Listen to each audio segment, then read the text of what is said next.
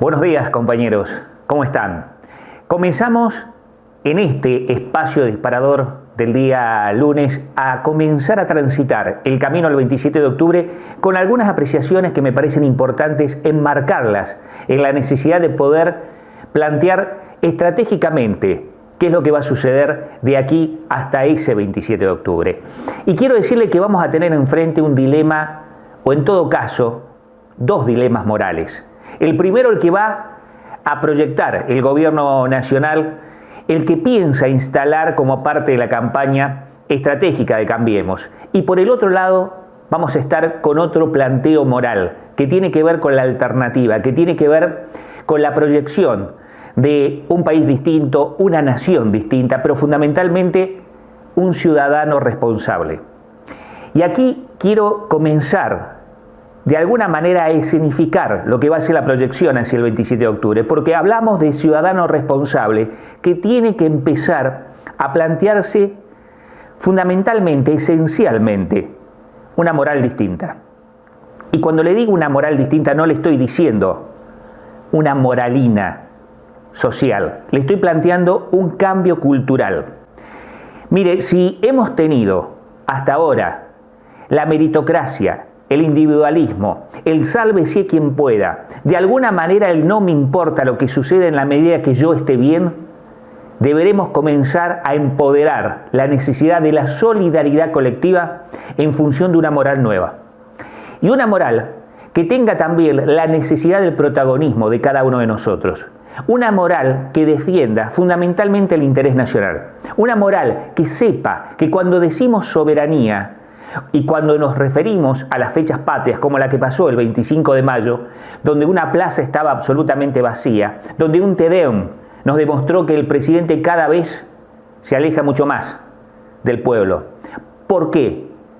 Porque la moral del gobierno de Cambiemos es una moral que necesita separarse fundamentalmente de lo que es el pueblo. Y aquí es donde nosotros debemos revertir, de alguna manera, el componente cultural de la sociedad. Hablar de ciudadanía responsable es hablar emocionalmente de una cultura que nos devuelva el sentir nacional. El sentir nacional como reafirmación de un nuevo proyecto de país distinto. Y esto me parece que es importante empezar a entenderlo, empezar a acumular los elementos necesarios para esta construcción. Sé que no va a ser fácil, sé que hay muchísimo por delante, pero es importante saber que hay en este juego estratégico y táctico, camino al 27 de octubre, dos planteos morales.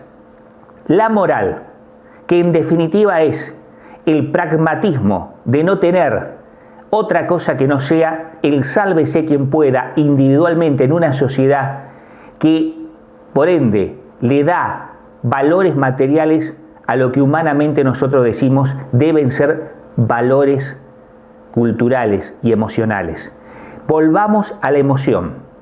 Volvamos a la emoción. Reitero, esta elección del 27 de octubre se va a definir por la cultura de la emoción.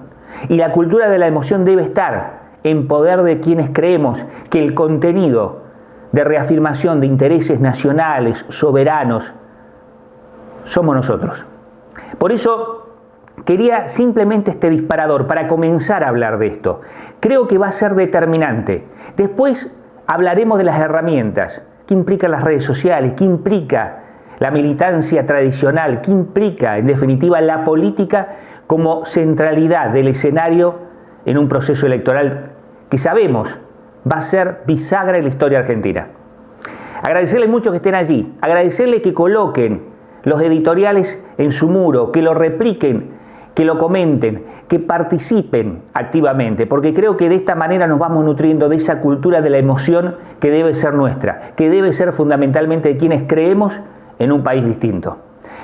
Como siempre, agradecerles, pero fundamentalmente comprometerlos como responsables de una ciudadanía que necesita ser colectiva, solidaria y fundamentalmente inclusiva.